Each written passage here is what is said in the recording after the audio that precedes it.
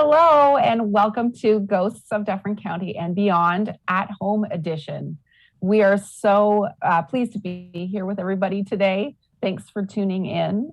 I have a fantastic guest for our show today, and I know you're going to be as excited as I am to have her here with us. And so I'm welcoming to the show today, Tina Hardt. Tina, thank you for being here today.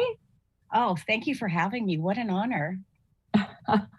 Now, Tina, I'm going to get right into this. So you identify as many different things in the way of spiritual practitioner. So instead of me introducing you, because I wouldn't know how to put all of those things together, I'm going to ask you, what are some of those things that you identify as in the way of your service? It'll be very difficult to do. I still haven't found a way. So I think I would start by saying I'll always be a lifelong student of the arts. But at present, the work that I've been allowed to do would be as a diviner, both, therapeutically and / other. So what would that look like? Give me some examples so that our viewers at home can understand what are some of the modalities that you offer folks on their journey. So diviner comes from the Latin divinati, which means that people essentially will not have a clue as to what you do. And to make matters even worse, I would be considered a cartomancer and I would be considered a claromancer. So mancy basically means divination. So divination using cards or divination using objects that you throw onto a cloth and read. But let's just strip those labels, for the moment, because technically, I'm an interpreter, I'm a translator. I work in a spiritual post office as a humble purveyor of healing and clarifying messages. Wow, that sounds so powerful and really fascinating at the same time. So, if someone were looking for clarity or answers to some questions that they have, on their journey, and then they connect with you, Tina, what might you do if someone had a question that sounded like, I just feel like at a crossroads in life, both personally, professionally, spiritually. If I came to sit with you with those questions, what would you do for me? So those are actually my favorite kinds of questions. And I'm just going to preface that briefly by saying that, when you work in metaphysical stores and you start doing that, you work in the trenches when you're first starting. So you start doing the psychic fairs and you get everybody approaching you with, questions like, when will I meet my soulmate, right? And then Alejandro Jodorowsky said something that set my head off like a pinball machine. The way that he would answer that is, I can't tell you when you're going to meet your soulmate, but I sure as hell can tell you why you haven't, right? So herein it comes a therapy. So that kind of question is fantastic because automatically that becomes an alignment issue. So then we would do a reading that tries to diagnose and establish where they've fallen out of alignment, and then the rest kind of falls into place after there. And then sometimes that takes into consideration upbringing, core wounding, and that's the work I love to do, right? Yeah, so that leads me to the next question. So that our viewers at home understand, where does this information come from? If you're a diviner and you're using tools to gain insight and awareness about causes and conditions and all of these things behind someone's experience, where is that information coming from for you? When I used to read cards, I would get all this, I'd get these downloads, I'd get this information. And of course, I didn't understand how that all worked. So man, wasn't I clever, right? How brilliant am I to have come up with all of this useful information for my clients? No, it doesn't work like that. Eventually, I think as you get more experienced and you get more committed to the work you're doing, as you start opening channels, you open channels to your own guides. And I kind of like to think sometimes, I don't like to think I'm almost making connection. They're having a powwow and basically I'm downloading messages. So that's one way to do it if we're really going to talk about divining. And sometimes it's really working with their higher self, and it's tapping in through divinatory tools to their higher self. And this is why the interaction with your client is so important, because instead of coming and telling them what they're supposed to be doing or what their purpose is, it's you're getting inspiration to lead them down a path where they're coming to those conclusions themselves. And then it's more powerful and it's more indelible. And also putting them into contact with their unconscious drivers and all those limitations and all of those things that are holding them back, that come as a product of some ancestral lineage that they have and some genetic issues. Yeah, that's really fascinating. I love that because, one of the questions that I get a lot, not in my mediumship work, but certainly in my spiritual guidance and in soul-based coaching practice, is what is my soul purpose or what is my life purpose? And, there are a lot of folks out there that sort of advertise, come visit me, right? And then I'll fill you in on what your soul purpose or what your life purpose is. And my answer to folks when they come to me with that question is very similar to yours. And it's that understanding soul purpose, first of all, is not a singular role or thing that we do, but most importantly, is that it's a process of self-discovery. So it's not something for someone to do a reading on you and then reveal that information to you, and then we just accept that as truth.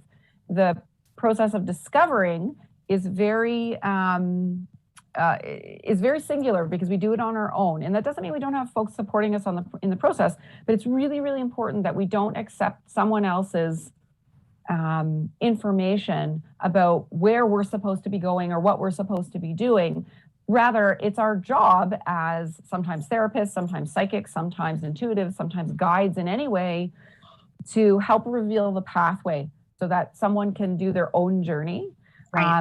And then other times, what we're offering has its limits. And so, oftentimes I'll work with folks in soul-based coaching where they've either worked with me or they've worked with another psychic intuitive like you, Tina, who let them know some of the blocks that are in place. And that's lovely because awareness is the first piece. But then what do we do with that information?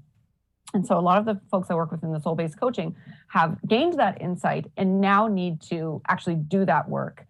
So I love this because what it's demonstrating is that as an individual, myself or you, Tina, we're all here to help each other. And no singular person can do all things for all people. And so we all share as part of our soul purposes, the assistance or the service to other people. And, we're all doing this together. So I love that. Now, one of the things that you do, and this one fascinates me, it fascinates me because of the imagery that you've put alongside of it. It's called shadowmancy. And so I know when everyone, when all of our viewers are watching this and they go and check out Tina's website and see what Tina does, I think your eye is going to be drawn to shadowmancy, probably because of that imagery I'm referencing. So for our folks at home, Tina, help them understand what shadowmancy is. When that was the one I kept saying, please, please, please don't ask me what shadowmancy is, because it almost takes me an hour and documentation to explain to a client. But I think I can do it in a nutshell. I've got it in a nutshell this. So when we're small, we're hopefully we're given unconditional love as babies, not always. Sometimes this starts even in the womb with the mother's energy. But who we're meant to be and what our soul purpose is sometimes gets fragmented off because we're trying to be somebody we're not in order to be popular, in order to be loved, in order not to be abandoned.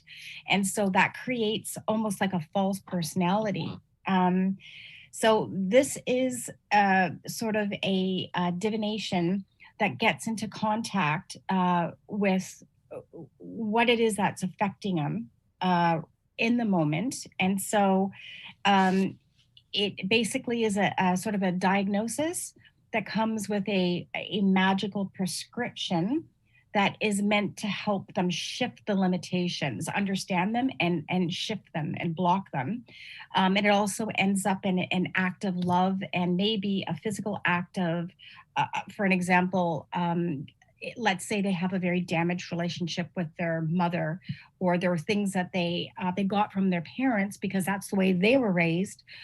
So they might be burying something in soil and giving the plant back to the mother to plant in the garden without really her knowing, but it kind of is a metaphoric act that allows the unconscious to let go of some of that wounding. I cannot believe that was the most succinct that I could get it. It's a process, but it's a form of psychomagic, but it would be ridiculous to say that I do psychomagic. Only Alejandro Jodorowsky does that, and his psychomagic is very Freudian, and some of that is a little bit harsh, right? So I take it to a more compassionate and client-friendly sort of experience. Yeah, and I can appreciate trying to still come up confused with language. Well, I mean, really, right? And I say this to mediumship students too. It's really, we're working with language, which has major limitations and very specific constructs around it, around, ideas that, trying to find language to describe something that is as vast and broad as a number of the things that we do, it can be hard to bring that into a sentence or two. So I totally appreciate that. Now, the imagery that you use to represent shadowmancy is sort of this doll baby looking image. Yeah. And I know our viewers at home, if we can put this image in, we're going to. And if not, you'll find it when we, at the end of our show, when you go check out Tina's website. Tell me, please, just quickly, what's the origin of this imagery? Well, it's as simple as showing it to, so again, a lot of some of the readings, those bread and butter readings you used to get, and a lot of people would walk in constantly with issues. They're seeing somebody else's husband. He's abusive to them, and they keep going back more and more and more. And they want to know if that situation's ever going to change. They take the pulse. These are people that have major limitations in terms of their self-evolution. A lot of that comes from their own concept of self-worth and how they were raised and what are those voices and what were those predictions. When a parent is caustic to a child and says, what, you're just a whore. If you dress like that, you're just a whore. I mean, that sort of stuff happens. So what happens is they live out that prediction as they get older, and they don't know why. So it's getting in touch with that and shifting it so that they start building their self-esteem. So when you show somebody, just no matter what their story is, you show somebody that picture and you say, what does this make you feel, right? Like, how do you feel when you look at this awful doll? Well, it's frightening. It's deeply upsetting. It's disturbing. Yes, it is disturbing. Walking around with core wounding is disturbing. So it needs to be almost a visceral reaction. This is not a good thing. This is not Doreen Virtue Oracle cards that are going to just mask it with a bunch of light. No, it's something that needs attention before it's too late. Life is a gift you deserve. It is your right to be happy. It's your right.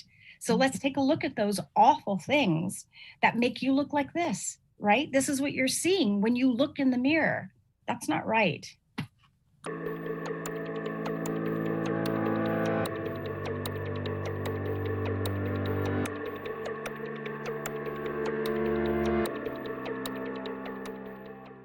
Hello and welcome back to Ghosts of Dufferin County and Beyond. If you're just tuning in today in our at-home edition, I have Tina Hardt, who is a diviner and intuitive, a number of other amazing things that you're going to want to know all about and hopefully experience for yourself on your journey.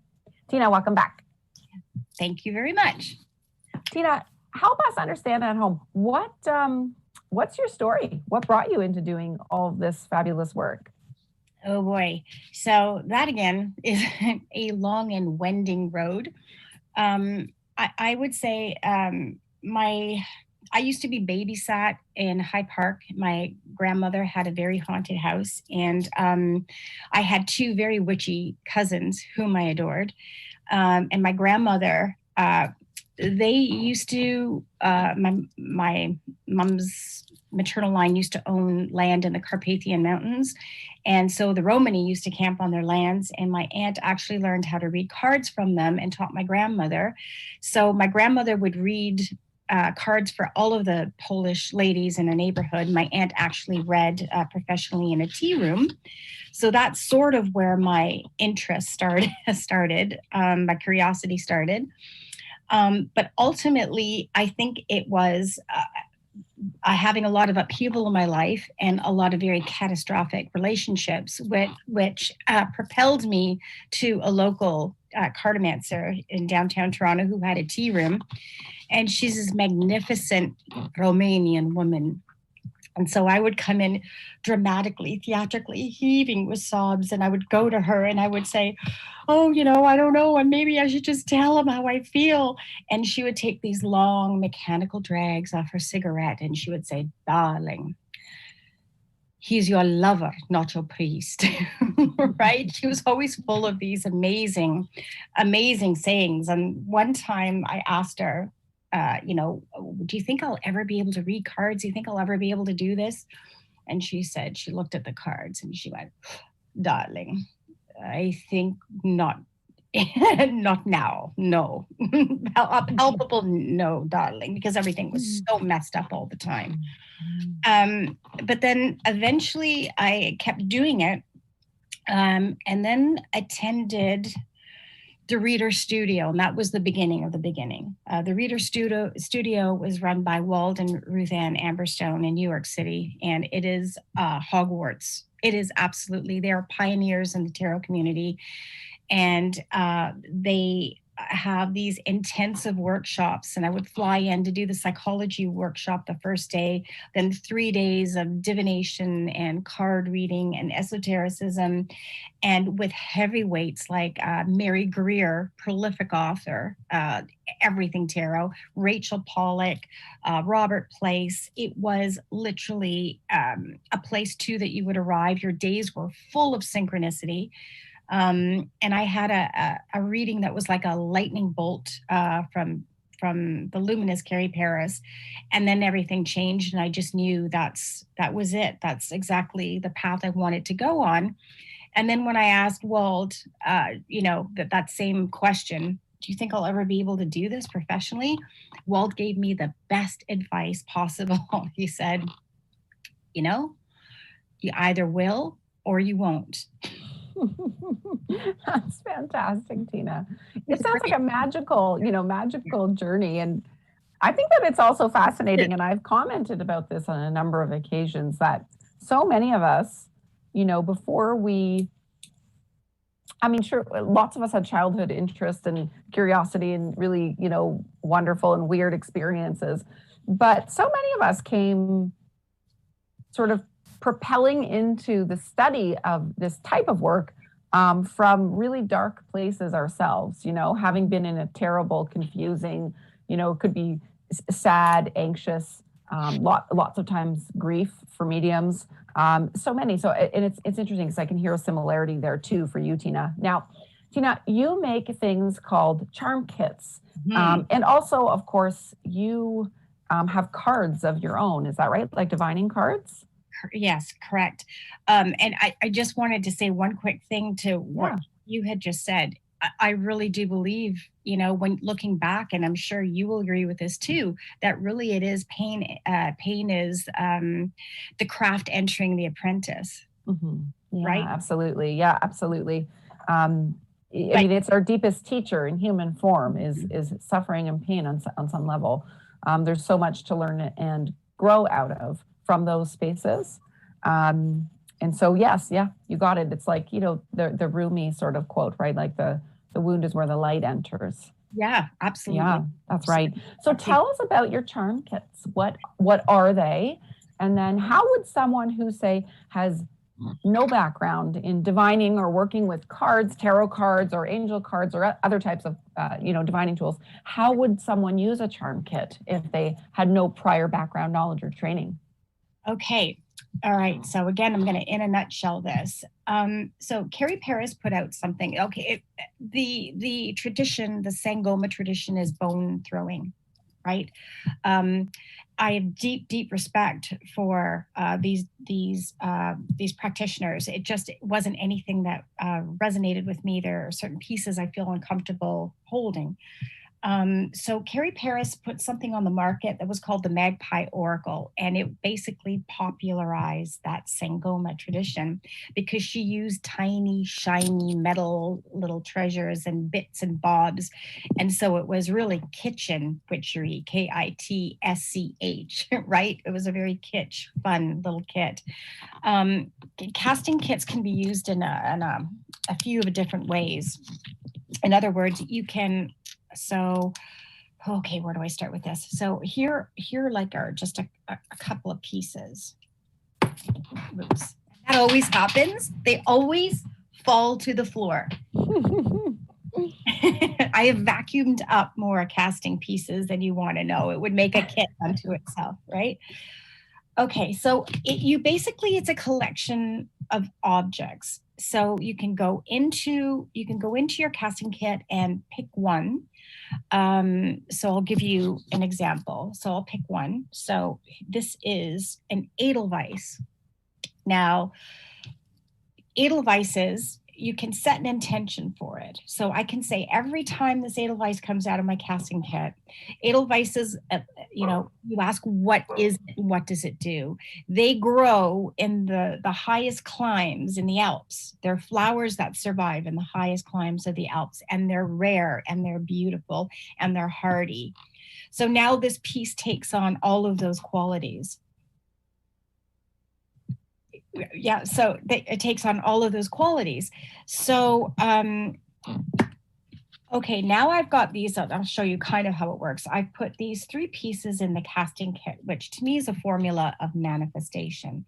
You need to start with an intention. That's the star. You need to start with, let's say I want to be a professional diviner. So this is the intention, and I want this to manifest. So I put in the sun. Any manifestation needs to be activated, right? You have to go out and do something. So the sun is, I am going to New York City to study tarot, right? Okay. And then we have the moon, which I can use as unconscious drivers or limitations. What do you really believe? What are you really up to? And this can also be some of the magic surrounding it. So if I cast these, and let's say I get the moon in the equation and I get the Edelweiss next to it, right? Now this is telling me, well, it's going to be a lot of work. It's going to be an uphill climb. You will succeed at it, it will be unique to you. So the work that you do will be unique. So it's basically how the pieces all work together. Well, that makes sense. So then as the person casting the charms, you have to assign your own personal meaning to each individual charm. Could you also allow sort of universal assignment? So if we see something like, a present or a gift box, maybe that means something wonderful is coming in the mail, that type of thing. Could we do that if it might be challenging for someone who has no idea how to do this really? Could we make some universal assignments to symbols or pieces? Symbols are personal. They're extremely personal, right? Yeah. So 100%, absolutely. Okay. There are like different ways of, different ways of reading it. Like I said, I had a client. So she's asking what she was studying for, whether or not this was going to be in alignment. And she picked out a hand, and me sitting back as the diviner went, let me, sometimes they'll make you do this. They'll make you scratch your head. That's right. Yeah. No, because we're taught to go with your initial gut instinct. Sometimes this information comes up as a latent hit. You can walk away and come back to it. But in this case, she started laughing because she was studying massage therapy. Now, I would not particularly have got that message, but she did right away. Mm-hmm. Everybody has the ability to work with symbols, right? That's amazing. Language. But then we'll talk about the reading for yourself, and should everybody read? And yeah, well, actually, that sort of, it's a good segue because it leads me into the next question of, for folks who have no background or training or really, really any experience at all with divining, is it safe for someone to use, for an ordinary person to use a charm kit or to use divining cards? So the word safe is interesting. Anything you do that starts when you're divining and you are doing this, it's numinous information, right? It's going to start stirring things up inside of you. The only comment that I would make, and why I'm always a one for promoting foundational studies, is that it's all great if you're pulling an edelweiss, but what if you pull a cross? What if you pull a coffin nail? What if you pull something that has an association with, let's say, death or a tower, which is an unwanted or sudden experience? What is it, for instance, with tarot cards? There are 13 what we call kaka cards in the deck. First of all, tarot is a psychological tool. It's a psychological tool. And there is great insight and clarity and healing when the deck is in the right hands, right? The deck is in the right hands. It's not that frightening. Some decks are more frightening than others. The typical Rider-Waite card, for instance, for the death card, right, is death riding on this horse, and they're not recognizing the flag that he's holding up represents the new beginning, right? But they're focused on what are the associations with death. It's anguish, it's grief, it's heartbreak, it's, ultimately change. I mean, that's a frightening thing. Yeah. So, when you go to another Rider-Waite base deck, where now death is this lady that's in this beautiful cocoon, now that message is a little bit softened, right? So that's a little bit easier. But that's essentially, it's staying away from the fear bodies, because what is actually saying, it's not, when they go to the fear bodies right away, I've had more calls late at night by clients who started playing with cards and have come up with preposterous things, their worst nightmares. It's beautiful when you're pulling a card like this, kindred spirits card, and some of the cards are quite beautiful, but what happens when you're getting the kaka cards? And sometimes too, the cards will shoot blanks too, and they will work with fear. I have seen some of the worst cards fall in a sequence when I first started. In that case, sometimes it's not the deck for you. So there are a lot of kind of initiations that you go through. Tina, thank you so much for being here with us today. It was a pleasure. Thank you. Thank you so much. Thanks, everyone at home. That does it for today's episode, and we'll see you all next time.